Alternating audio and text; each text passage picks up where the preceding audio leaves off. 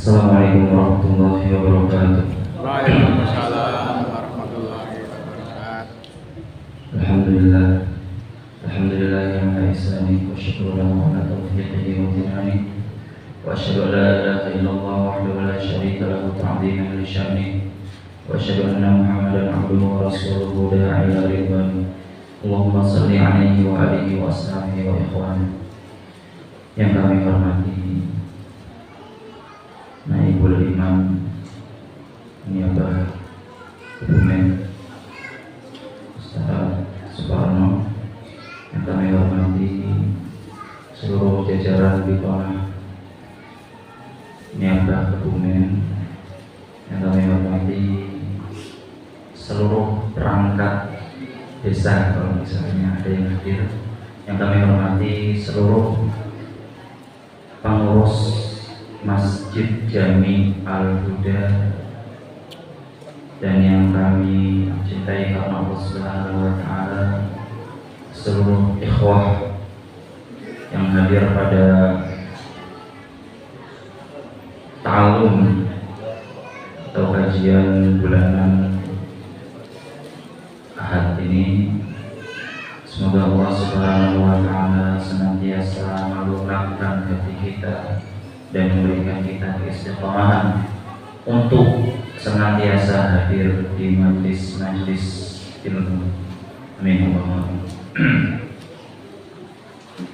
Sedikit tambahan perkenalan karena ini momen baru bagi kami. Ya, nama lengkap saya adalah Haris Abdurrahman Hashim bin Aswari Hashim.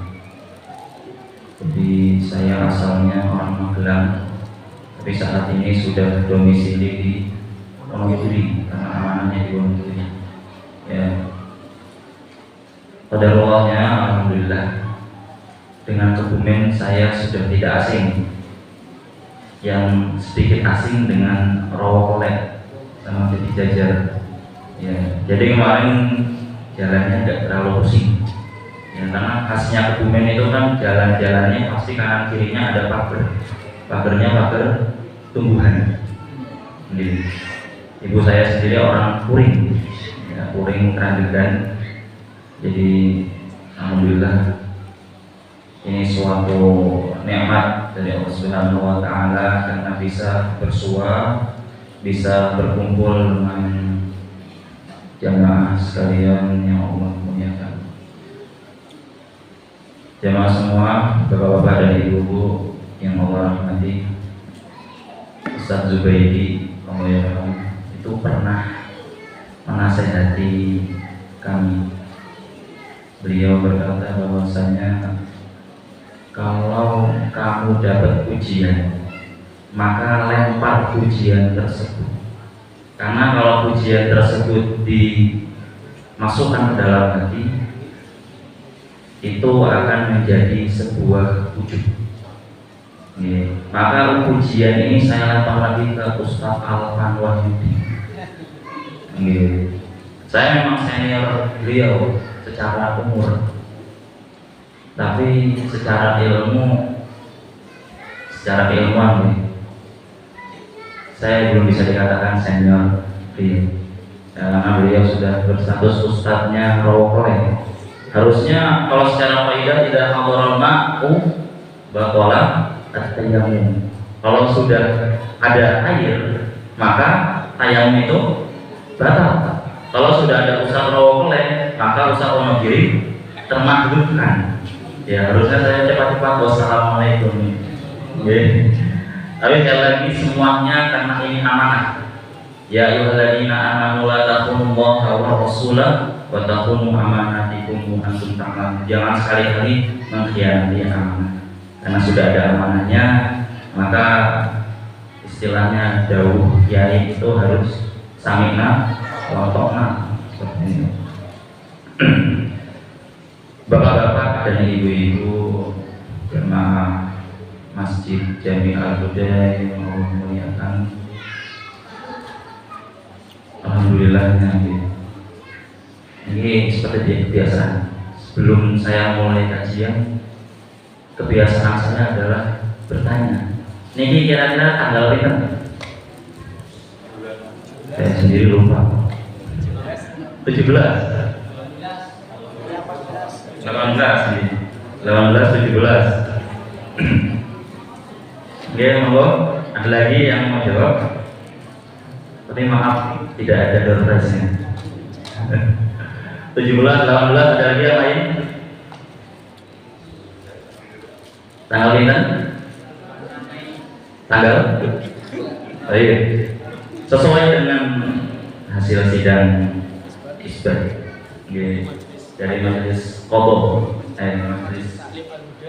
majelis Ta'lim Al-Huda, majelis Qadha Pusat menetapkan bahwasanya ini secara hitungan tanggal 18 Dzulqa'dah.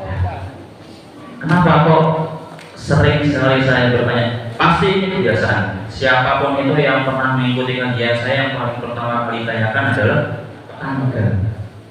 Blundernya yang disebut adalah tanggal Masehi. Tidak ada salahnya mengingat tanggal Masehi, karena tanggal Masehi patokan gaji.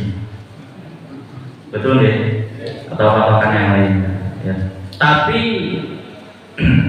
sebagaimana yang disampaikan oleh Imam ya Kiai Haji Dr. Andes Yasyaallah Mansur MA kurang lebih 1,5 tahun yang lalu, bahwasanya beliau pernah menyampaikan ya, salah satu bentuk kecintaan seorang muslim kepada Rasulullah Shallallahu Alaihi Wasallam adalah dengan mengingat tanggal hijrah, ya, tanggal hijriah. Ya, sekali lagi tidak ada salahnya mengingat tanggal Masehi, tapi jangan pernah melupakan tanggal hijriah. Yang paling sering mengingatkan tanggal hijriah itu ketika masuk Ramadan dan masuk Lebaran. Betul ya? Ya, bahkan kemarin ada perbedaan pun itu masih diingat-ingat. Jadi, itu yang paling sering. Tapi jangan sampai lupa tanggal-tanggal yang lain. Ya, tadi yang sudah disampaikan oleh Ustaz Afan Wahyudi bahwasanya bulan ini, bulan Dzulqa'dah, merupakan bagian dari bulan haram. Coba sekali lagi saya tes bapak-bapak dan ibu-ibu. Ini kan salah satu bagian dari mengikuti kajian, ya, adalah kalau tidak menulis ya mengingat. Ya, kira-kira bapak-bapak dan ibu-ibu masih ingat atau tidak? Bulan haram yang pertama, bulan apa bapak-bapak ibu-ibu? Bulan Muharram bulan berapa? Ke-1. Yang kedua bulan apa? Rajab bulan berapa? 7. Yang ketiga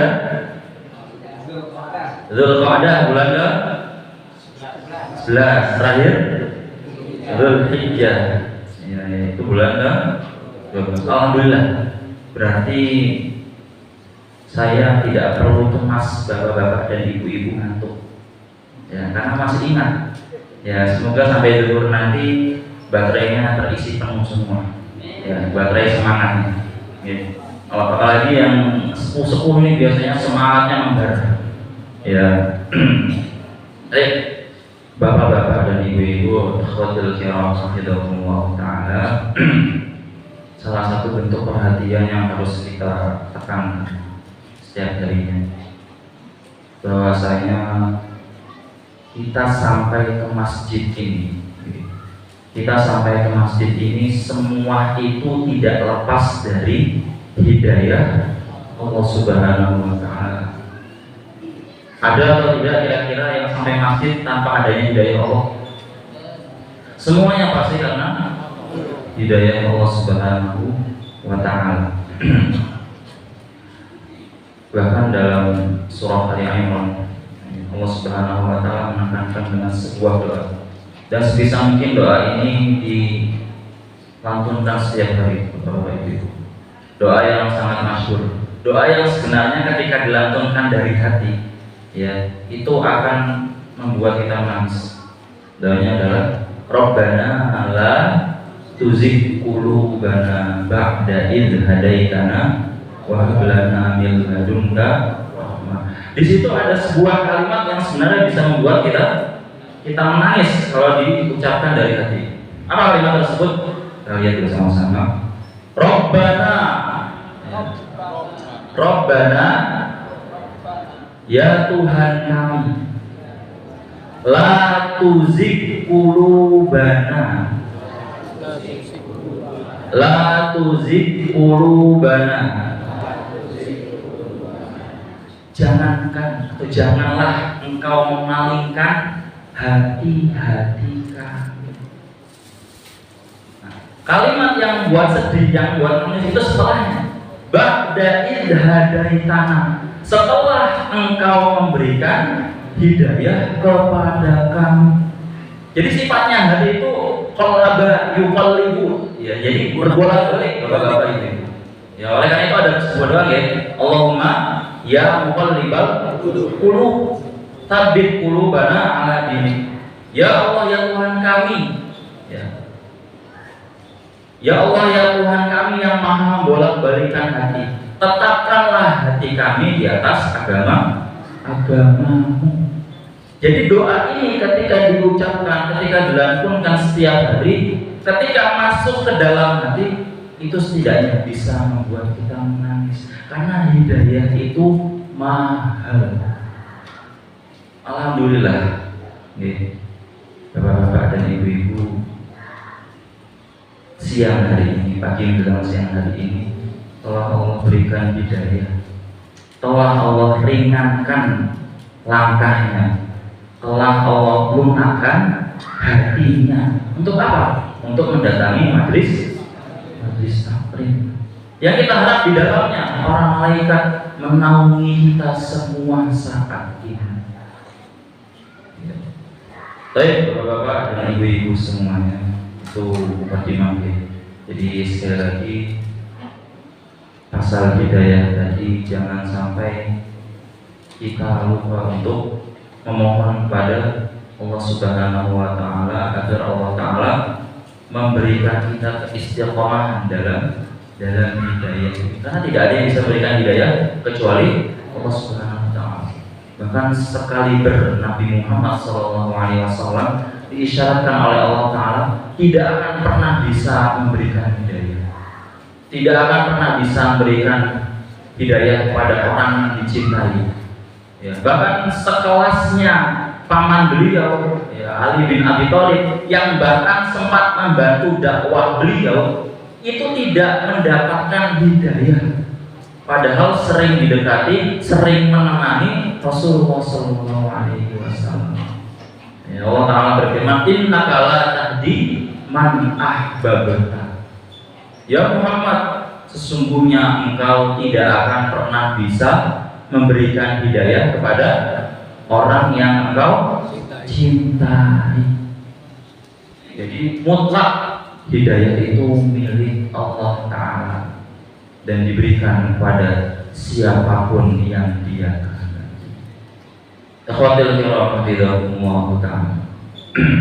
Berkaitan dengan hidayah tadi, ya, ada salah satu amaliyah setelah Allah Ta'ala memberikan hidayah, ya, amaliyah yang harus kita pertahankan. Sebenarnya amaliyah ini adalah amaliyah pendukung. Ya, amaliyah tersebut adalah amalan istiqomah. Ya, atau bahasa Inggrisnya apa? Continuum. Cicuk. Bahasa Prancis nih kalau gitu. Atau istiqomah. Ya, bahkan 2 kali Allah Subhanahu wa taala dengan sirah yang sama, dengan format ayat yang sama, mengisyaratkan kepada kita. A'udzubillahi minasyaitonirrajim. Innal ladzina qalu rabbunallahu tsumma istaqamu fala khaufun 'alaihim wala hum yahzanun. Setiap ayat yang diawali dengan kalimat inna, ya, inna ini huruf taukid, huruf nasab, ya, huruf taukid itu huruf penekanan. Ya, kalau sudah dikatakan penekanan berarti harus dilakukan. Innalladzina qalu, sesungguhnya orang-orang yang berkata, Rabbunallahu, Tuhan kami adalah Allah Subhanahu wa Ta'ala. Siapa yang mengatakan hal tersebut, Bapak-bapak, Ibu-ibu? Siapa kira-kira? Pasti orang yang beriman. Ya, pasti orang yang beriman mengatakan hal tersebut. Itu artinya ayat ini memang dikhususkan bagi orang-orang yang beriman. Tsumastaqamu, setelah orang tersebut mengatakan hal demikian, maka Allah Subhanahu wa Ta'ala memerintahkan tsumastaqamu, kemudian istiqomahlah. Fala khaufun, maka tidak ada ketakutan, alaihim, atas mereka, wala hum yahzanun, dan tidak ada kesedihan atas mereka. Jadi bapak-bapak, ibu-ibu, panjenengan semua ini, ya, ketika sudah beriman pada Allah Ta'ala, maka sebenarnya tidak ada lagi yang harus dirisaukan, tidak ada lagi yang harus ditakutkan, ya. Karena ketika seorang itu sudah beriman pada Allah Ta'ala, semuanya diserahkan kepada Allah Ta'ala. Fatawakkaltu 'ala Allah, maka aku bertawakal pada Allah Subhanahu wa Ta'ala. Kemudian dalam ayat yang lain dengan format yang sama, dengan penjelasan atau bayan yang lebih detail, Allah Subhanahu wa Ta'ala mengisyaratkan, innalladzina qalu rabbunallahu tsumma istaqamu tatanazzalu 'alaihimul malaikatu alla takhafu wa la tahzanu wa abshiru bil jannati allati kuntum tu'adun. Kalau tadi ayat yang sebelumnya itu ringkasan, gitu, ya. Sementara ayat yang kedua ini adalah ayat yang lebih detail tentang balasan bagi mereka yang senantiasa beriman kepada Allah Ta'ala dan istiqomah atas keimanan tersebut. Sesungguhnya orang-orang yang mengatakan Tuhan kami adalah Allah Ta'ala, tsumastaqamu, kemudian istiqomahlah, tatanazzalu 'alaihimul malaikatu, maka akan diturunkan, akan dikirimkan malaikat kepada mereka. Bukan secara zahir, ya. Bukan secara zahir malaikat utus kepada kita dengan nyata, bukan seperti itu. Ya. Tatanazzalu 'alaihimul malaikatu alla takhafu wa la tahzanu, dan membisikkan kepada hati kita, alla takhafu wa la tahzanu, jangan sekali-kali kalian itu takut dan bersedih. Wa abshiru bil jannah, ternyata di sini poin kebahagiaannya. Ketika kita beriman kepada Allah Subhanahu wa Ta'ala, kemudian istiqomah dalam keimanan tersebut, wa abshiru bil jannah, Allah Ta'ala merintahkan kepada malaikat, hai malaikat, kabarkanlah kepada mereka dengan jannah, dengan surga, kuntum tu'adun, yang telah dijanjikan kepada ya, seperti itu. Ini balasan bagi orang-orang yang beriman dan senantiasa istiqomah. Ya. Kemudian disambung atau ditambahkan dengan hadis yang lain, hadis yang diriwayatkan oleh Sufyan bin Abdullah, salah satu sahabat Nabi, bahwasanya Sufyan bin Abdullah ini pernah mendatangi Rasulullah Sallallahu Alaihi Wasallam. Kemudian beliau berkata, ya Rasulullah, wahai Rasulullah, qulli fil islami la as'alu minhu ahadan ba'daka.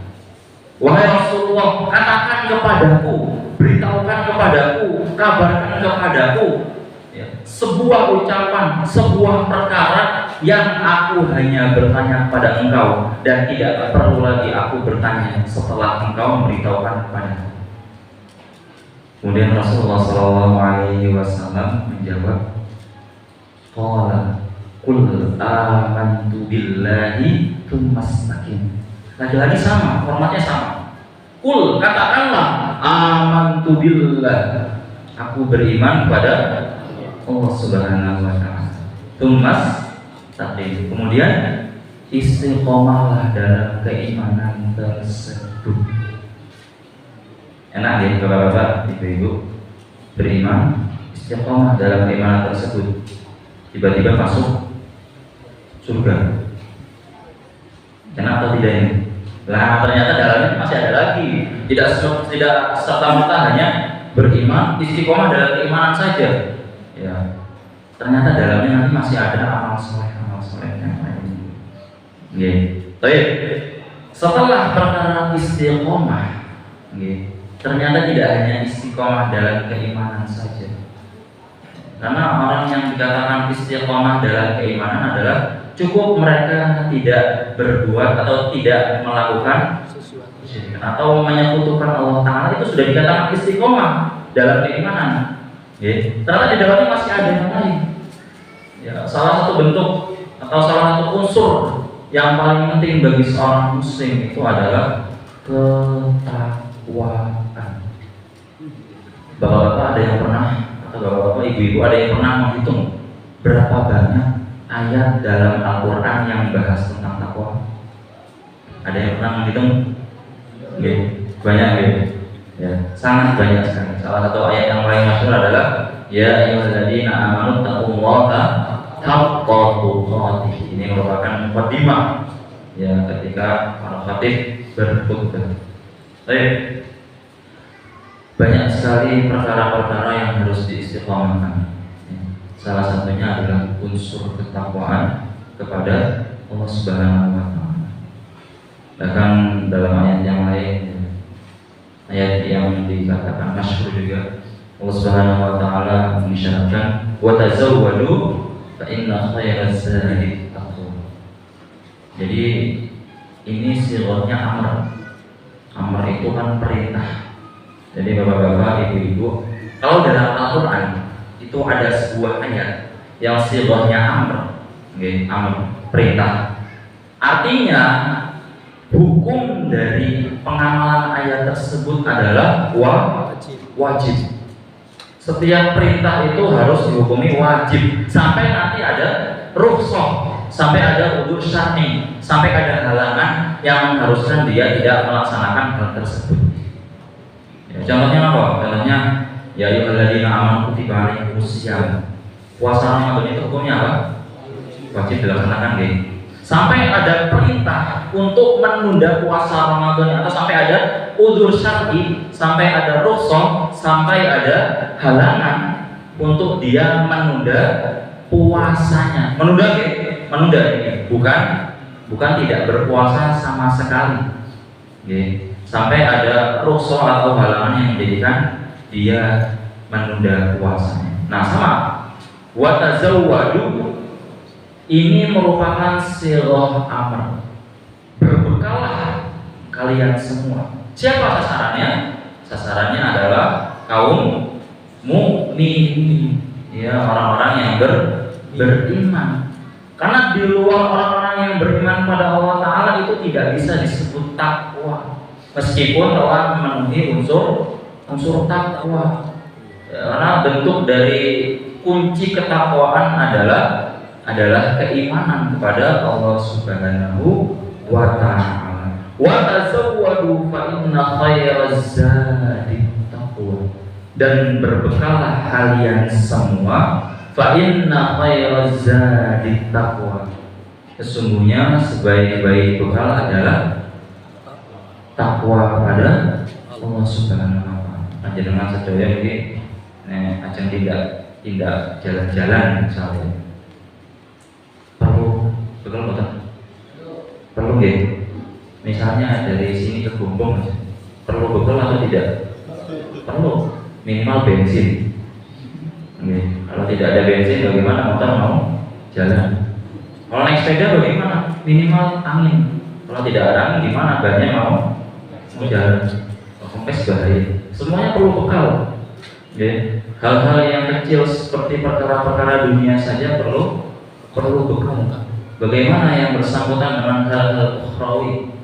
Ya, maka hal-hal tersebut juga harus dipenuhi dengan bekal.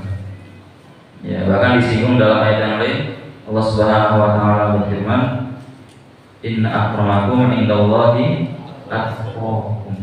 Sesungguhnya yang paling Allah taala muliakan adalah orang yang bertakwa. Nah, ternyata Al-Imam Ibnu Qayyim al-Jauziyah itu pernah menjelaskan tentang unsur dari takwa.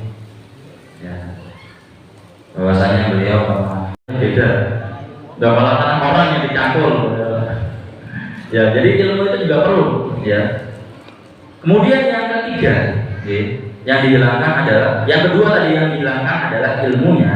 Maka orang yang beramal tanpa ilmu meskipun sudah ada niat yang lurus, orang tersebut dianggap sebagai jahil atau orang yang bodoh. Kemudian yang ketiga, niat yang lurus, niat karena Allah dihilangkan. Jadi cuman amal soleh, ya bahkan sebenarnya bukan amal soleh maksudnya amalan biasa. Meskipun amalan itu dihitung amal soleh seperti sholat, seperti sholat. Kemudian sudah ada ilmu tentang kaifiyah, tentang bagaimana cara sholat yang betul, tapi tidak diniatkan karena Allah Ta'ala, maka sholat tersebut dianggap salah. Dan orang seperti ini dianggap menyekutukan Allah Subhanahu wa Ta'ala. Jadi seperti ini ya, Bapak-bapak dan Ibu-ibu, 3 unsur takwa. Sebenarnya masih banyak unsur-unsur yang lain, termasuk unsur takwa yang dijelaskan oleh Allah Subhanahu wa Ta'ala dalam Al-Qur'an. Ya ayyuhalladzina amanu taqullaha wa qulu qawlan sadida. Wahai orang-orang yang beriman, bertakwalah kepada Allah Subhanahu wa Ta'ala wa qulu qawlan sadida, dan berbicaralah dengan perkataan yang baik. Oleh karena itu Rasulullah SAW menegaskan, "Falyaqul khairan aw liyasmut." Ya, berkatalah, berbicaralah dengan perkataan yang baik, atau lebih baik engkau diam. Jadi sebenarnya sangat banyak unsur-unsur dari takwa. Ya, namun kami sampaikan 3 unsur yang disampaikan oleh Al-Imam Ibnu Qayyim al-Jauziyah tentang unsur-unsur takwa.